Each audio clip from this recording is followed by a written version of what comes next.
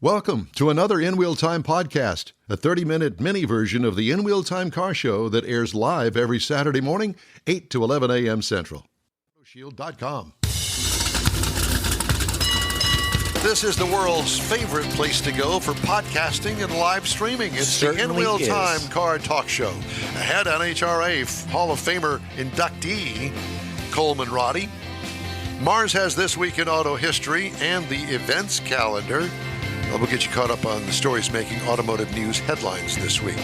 Today's program sponsored by Mecum Auctions Houston, April 4th through the 6th at NRG Center.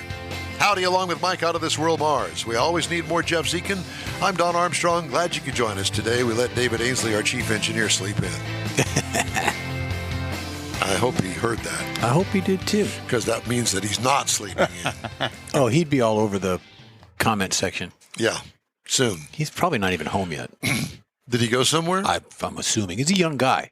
The young guys do that. No, he's younger than us. He's not young. Oh, yeah, he is. Well, he's just younger than us, that's all. That's David Ainsley. All right.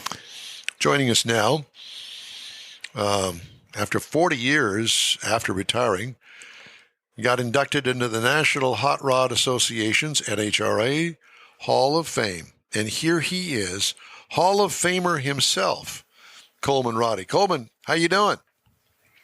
Great. How y'all doing, gentlemen? Well, we're doing fine. You kind of aged yourself by telling us all of that, and the fact that you did Competition Eliminator titles in 83 and 84. Again, telling us kind of how old you are. Yeah, I'm old. pretty well says it all. Yeah, exactly. So tell us a little bit about yourself and your career in NHRA drag racing. When did you get started? What possessed you to get into drag racing? It was definitely my father, Ed Roddy. He raced in the early and mid 50s. He retired in 1957. Racing a 40 Ford with an Olds engine in it that set the national record in August of 57, right before he retired. It ran 13 flat at 101.5 miles an hour, which was kind of crazy, unheard of in 1957. My 23-year-old Corvette runs a 13 flat. That's the best that it'll do. And, it's relatively stock. So that means a lot from 1957, that car running that fast. He basically, I don't know, it just genetically rubbed off on me. And then in my mid-teens, maybe 16 or 17, unfortunately, I was basically started off as a street racer. Which is where I met you. There you go. 68 Camaro. And got beat by everybody early on, and then finally learned how to do it with help from a lot of locals. And the first guy I met when I went to Houston was Luther and Tommy Costales at Houston Engine Balancing. And they basically gave me some tips. The car got, toward the end of my street racing career, got really, really fast. I think the best it ran was 998. So I kind of, just kind of got too fast, so really couldn't get anybody to race me anymore. And then that's when me and Dad decided to turn, quote unquote, pro in 1976. Trading our 427s in for basically 287 cubic inch small block Chevys. Well, that era, it would have been the 302 kind of setup from Chevrolet that they put in the Z28. Eventually, when I first started, basically it was a small bore motor. It wasn't the big bore motor like we ended up running, the Z28 style motor. Yeah. The 287s had a little longer stroke and a little longer stroke and a little bit smaller bore. So you couldn't run as big of valves in them, and they weren't nearly as efficient. Later on in my career, when me and David Nickens teamed up, and I started winning and running really fast. We used the 302 block 30 over and basically de-stroked the 3-inch crankshaft down to 2,700, if you can imagine that. It ran a 2,700 stroke. So those motors, even back then, we'd cross the finish line at about 9,900 RPMs. 9,900 RPM. Humming, really humming. Yeah, I was going to say Singing. screaming is more Sewing like machine, it. yeah. I see a picture here of you standing behind your Camaro. I guess it was your street Camaro at the time. It had a big scoop on the hood. That's a cool looking car. Sitting on top of the carburetors, I assume.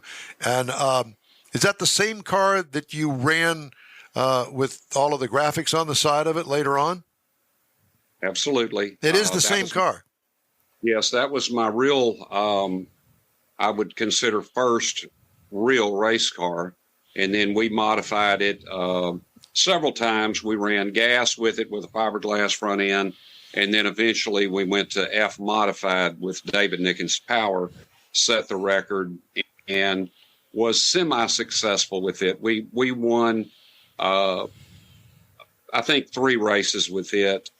But then graduated into the 65 Corvette, and the Firebird, which were much, much better race cars. Why were they better race cars? The Camaro had a 108-inch wheelbase. Of course, the 63 through 67 Corvettes all had 98-inch wheelbase, and they were, the engine set back, everything. They were one of the most efficient race cars ever in modified and competition eliminator. And, mine was no exception. It did everything right. The only knock I ever had on the Corvette was the fact that when you put the wheel tub in it, in order to put the big tire in it, a guy 6'3.5" like me, I basically had to shift the car 4 times in the quarter with my knees kind of up in my chest. I never had enough room to stretch out and be comfortable in the car. Well, and that was the Corvette. What did you say that you also had a Firebird? The Firebird was my most. The Firebird was a famous car. It was built by John Harrison. It was his brainchild. That car had a 101-inch wheelbase. It had enough room inside for me to stretch out. I was very comfortable in the car. We ran modified production with that car, and it was the first of its kind.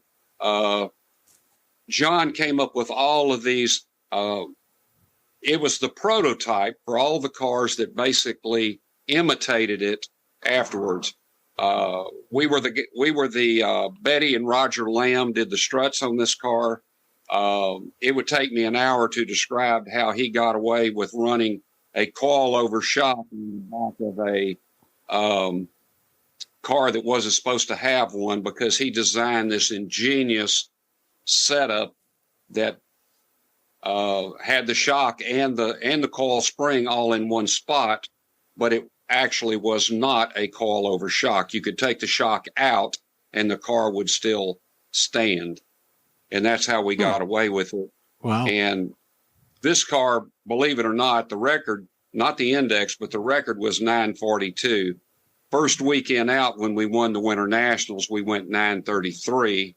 And then 2 weeks later in good air at Green Valley, it went 915 at 147. Wow, that's impressive. Yeah. Whatever became of those cars of yours? Well, the Corvette, I ended up selling to Eli Lopez in the Dallas area. And it's a really cool story. I got a call from them, or a text from them in 22, that they had something that they wanted me to have. Well, the Corvette had been gone many, many, many decades ago, but it had 2 hoods. And the one hood that I ran on the car had been in their loft for 40 years. And there it is. Oh my gosh. They presented you with the hood. They presented me with the hood. It is absolutely the same. If you can see this right here, this is from 1983 when I won the World Championship. This is the hood, and this is my prized possession. It is absolutely a time capsule of what went down in 1983. That is so cool. I know that you're proud to have that. What do you do these days? Are you working? No, I retired May 27th of 22. But if you can see in the shop, I know your main sponsor is Mecum Auto Auction. Yeah. Okay. This is a 87 El Camino that I am bringing to Mecum next week. Oh. So I give them a little plug. It's going to Mecum. Instead of working on fast cars, I have a 69 all original, 68,000 mile SSRS Camaro. There it is right there that Nice. we've been working on for 2 years. Yeah. And then there is an 010 Corvette that I've had for 10 or 12 years, got a blower on it. The guys at Sam Tech in Houston, Judd Mazengill and his bunch, helped me with it. I took it to the track in Baytown. It ran 1060, so it's not a slug, but I just go watch the races now and talk a lot. Well, wow. This is very impressive. Where do you live now? We live in Port Neches. My little tiny shop here is in Nederland, right behind me and my dad's dealership that we had. We were fortunate enough. Dad was fortunate enough to be in business for 65 years. I helped him for 51 years. You see all these little blue ribbons everywhere. These little blue ribbons were we won best used car dealer of the year for, 20 or 22 years, but he passed away in 22 and it was never going to be the same. So I decided to retire. Oh, well, tribute to Dad. Yeah. I mean, that's quite a story and very impressive racing career as well. Do you attend any races anymore? Not in competition, just to go watch? I do. I go every chance I can. I did want to mention one thing before time gets away from us. This little wall right here is basically a culmination of my racing career.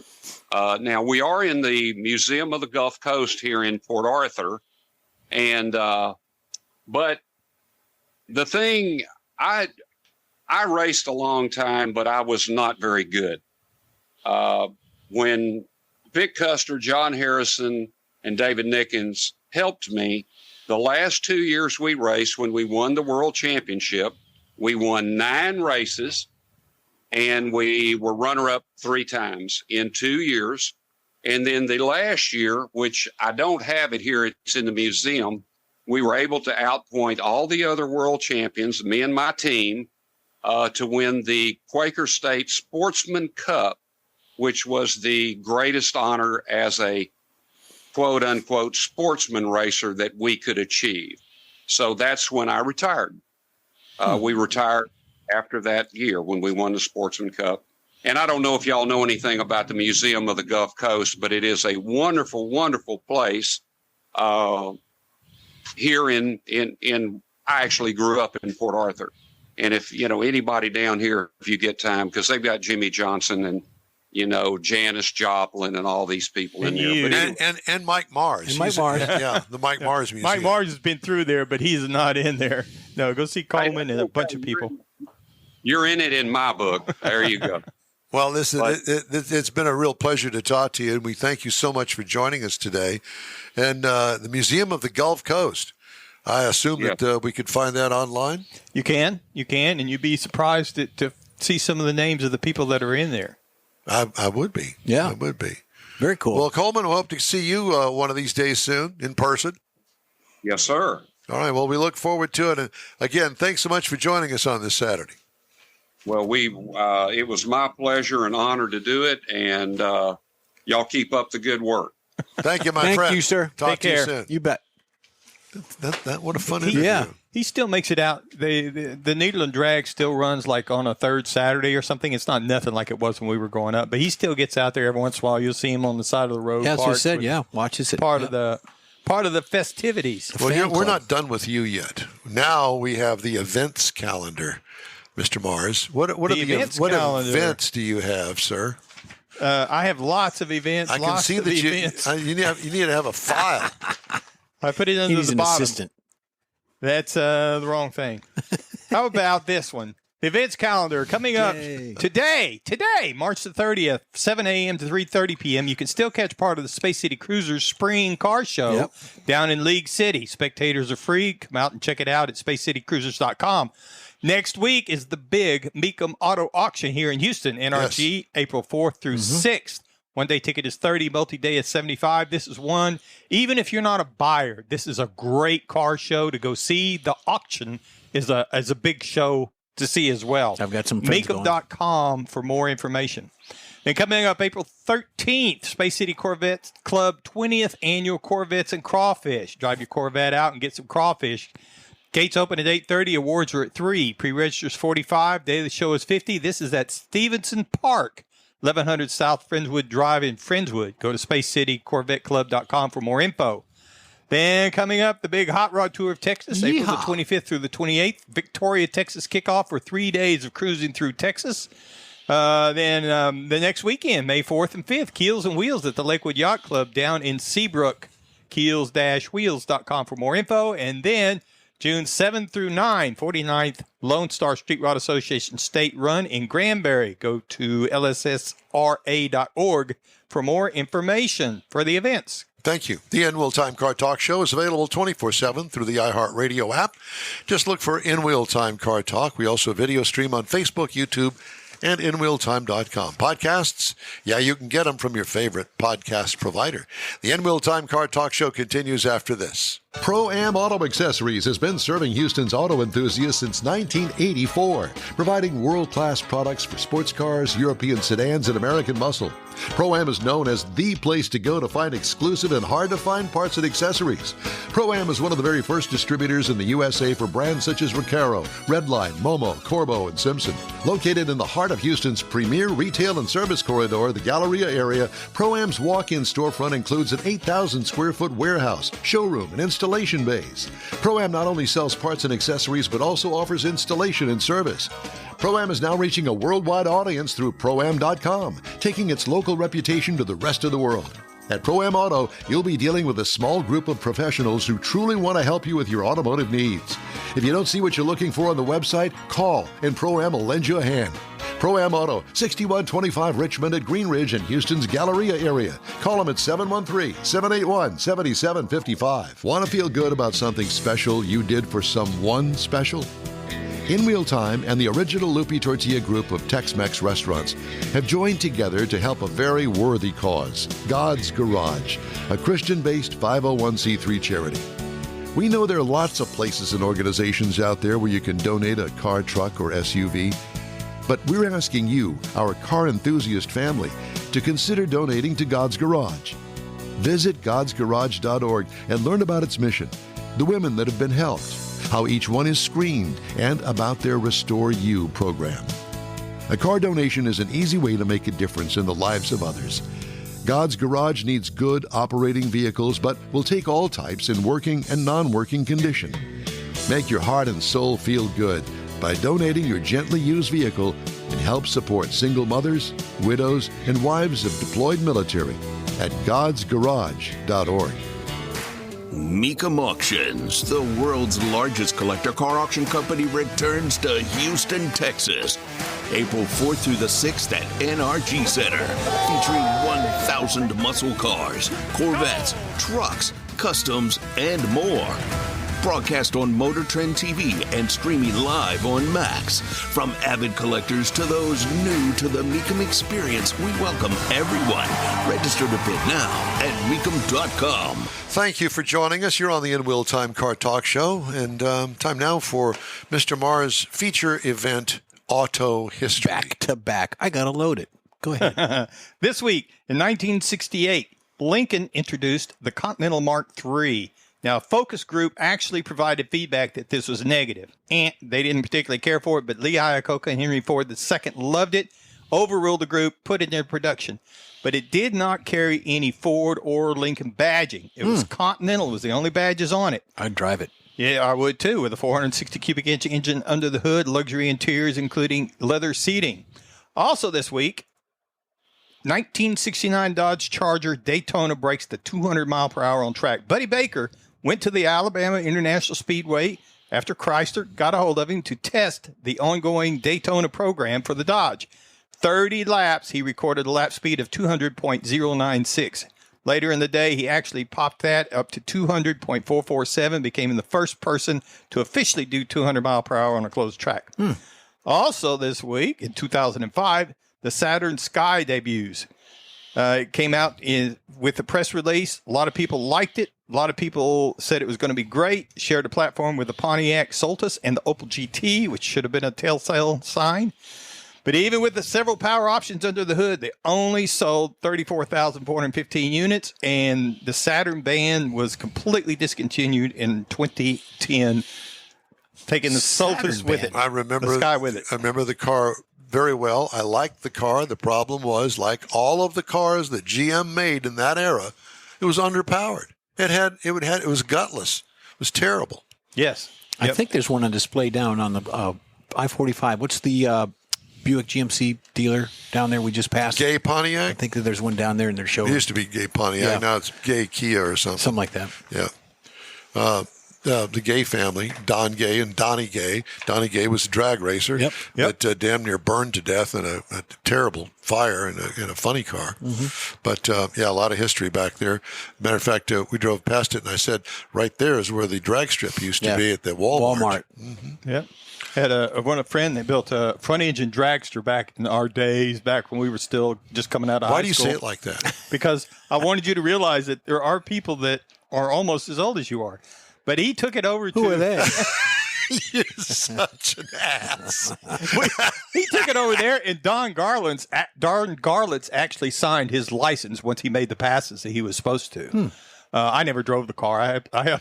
I helped to do the burnouts out in front of the house. That's good because we know that you can't back up. Well, there's no reverse in it. And your license is signed by Sergeant Woodard. Yep. He was on TV last week. He was. Was he? Yeah, he was. He was talking We're going about... to try and see if he can join us next week to talk about driving with the Eclipse. He was talking about four-wheelers. Yes. And all the crazy stuff that goes on with them. The takeovers and stuff. It's crazy. You know, if back in our day, we wouldn't have done that on the street. We'd have done it in some parking lot somewhere that there wasn't anybody. Well, you wouldn't have done it because you'd have known it was not. Well, we didn't have the vehicles to begin with. Yeah, and there was a different mindset growing up. I think the worst we did was get to a parking lot like at Gateway or something. We'd take the four-wheel drive trucks and we'd tie them together to see who could tow the other one, but I mean, we didn't tear up anything. We didn't mess up any traffic unless people stopped to watch. Have you been ticked off at all this morning? A little bit here and there. Have you? Yeah. You want to get really mad? Not particularly. You're going to. Ford CEO Jim Farley's total compensation Farley. jumped 26% last year to $26,470,033, despite falling short of his potential bonus target, according to the company's annual proxy statement. Compensation for 4 of Ford's top 5 named executives rose from the prior year, largely because of revamped stock awards that estimate the hypothetical value of future payouts, according to a spokesperson. UAW President Sean Fain, an outspoken critic of what he views as excessive management compensation, blasted Farley's pay package. Quote, just a few weeks ago, Farley was crying to the press about how the UAW's record contracts are forcing the company to rethink where they build their vehicles. But now they have no problem finding the money to give him a 26% pay raise to $26.5 million a year, Fain said. Let's be clear. This is corporate greed, plain and simple. Now, if I keep reading, it's going to do more than make you bad. Well, Farley's compensation trailed that of Stellantis CEO Carlos Tavares, which jumped 56% last year to roughly $40 million. General Motors has not yet released CEO Mary Barra's compensation, although she received nearly $29 million in 2022. The automaker will hold its annual virtual shareholders meeting May 9th, according to the filing. Virtual because nobody wants to be in a crowd of angry people. Yeah, as you can imagine. Mike, I need a raise. Yeah, well. By the way, speaking of Mr. Sean Fain, UAW membership fell 3.3% last year to 370,239, its lowest mark since 2009, according to the annual financial report filed by the union. Following prolonged work stoppages at Ford, GM, and Stellantis last fall, the UAW paid out $152 million in strike benefits, more than triple the previous reporting period. Strike-related costs last year also included $27,295 for rain ponchos for strikers and $37,350 for yard signs related to the Detroit 3 strike, according to the filing. Yeah. The union reported net assets of $1.1 billion and almost $4 million in liabilities at the end of the reporting period. What would Jimmy Hoffa do? That's what they need to base everything on. Well, first of all, you got to find him. Well, no, just his ideas and his theories and the way he went about running the UAW. What would he do? I don't think he'd have that guy in charge. No, I don't think so either. No. Swimming with the fishies. Well, it's been an interesting show, gentlemen. Mm-hmm.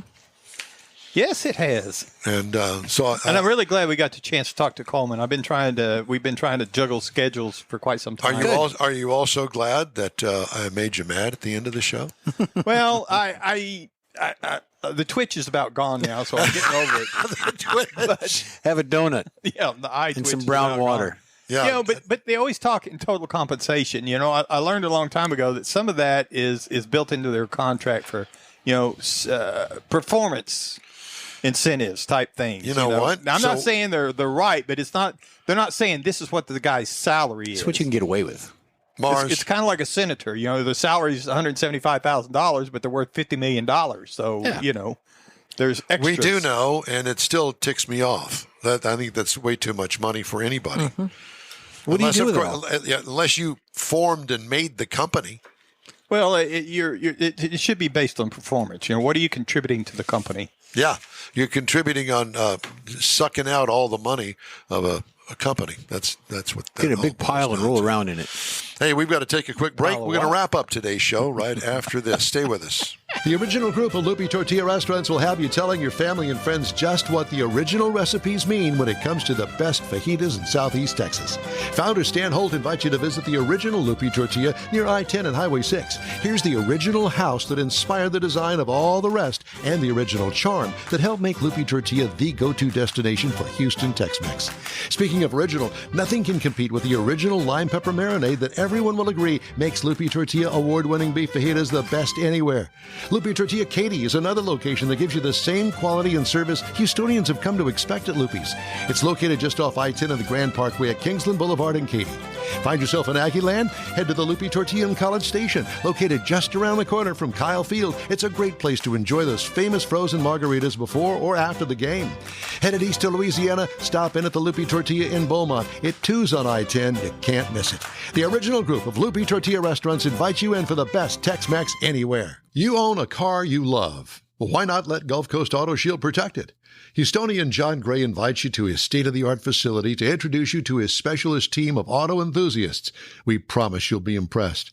Whether you're looking to massage your original paint to a like-new appearance, apply a ceramic coating, install a paint protection film, nano-ceramic window tint, or new windshield protection called ExoShield, Gulf Coast Auto Shield is where Houston's car people go.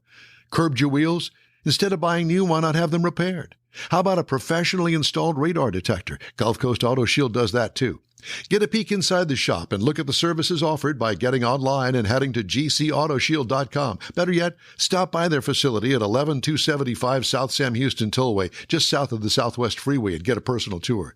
Gulf Coast Auto Shield is your place to go for all things exterior. Call them today, 832-930-5655 or gcautoshield.com. Well, that's it for this week's In Wheel Time Car Talk Show. this is your invitation to follow us on Facebook. Give us a like, tell your friends about us, and share our stuff if you would. We'll keep you posted on all things automotive all week long, including interviews, new car reviews, upcoming events, cruise-ins, racing, manufacturer, and car, truck, and SUV news. When you're looking for award-winning talk, you could find the In Wheel Time Car Talk Show 24/7 via the iHeartRadio app. Daily 30-minute podcasts available from your favorite streaming provider. We post a new episode every day. And don't forget, we live stream this show on Facebook, YouTube, and InWheelTime.com every Saturday, 8 to 11 a.m. Central Time. The In Wheel Time Marketing and Video Technical Director is We Always Need More Jeff Zekin. For booking agent, video editor, posting personality, and mother overseer Mike Mars. And Chief Engineer David Ainsley, I'm Don Armstrong. We hope you'll join us next week for another live, award-winning production of the In Wheel Time Car Talk Show next Saturday, April 6th already, 8 to 11 on all of our In Wheel Time Car Talk outlets. Have a great Easter weekend and be safe out there.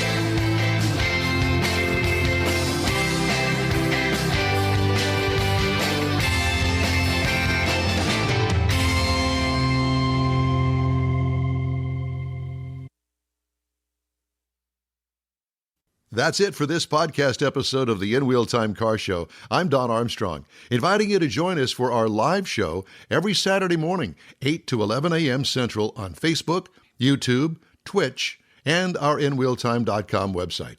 Podcasts are available on Apple Podcasts, Spotify, Stitcher, iHeart Podcast, Podcast Addict, TuneIn,